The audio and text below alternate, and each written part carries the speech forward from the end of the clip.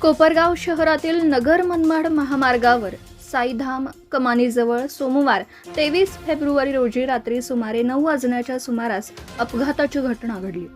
या घटनेत एका तरुणाचा मृत्यू झाला असून एक जखमी। मिळालेल्या माहितीनुसार तिघेजण एकाच दुचाकीवरून कोपरगावहून येवला दिशेने जात असताना समोरून येणाऱ्या दुसऱ्या मोटारसायकलीशी धडक झाली। धडकेनंतर एक मोटारसायकल रस्त्याच्या कडेला उभ्या असलेल्या कंटेनरला जाऊन आदळली।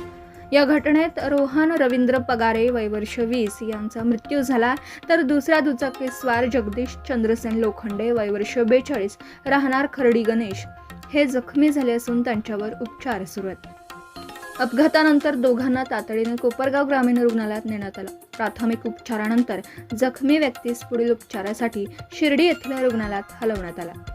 घटनेची माहिती मिळताच कोपरगाव शहर पोलिसांनी घटनास्थळी भेट देऊन तपास सुरू केला। सम्राट न्यूजसाठी संपादक अजय विघे, कोपरगाव।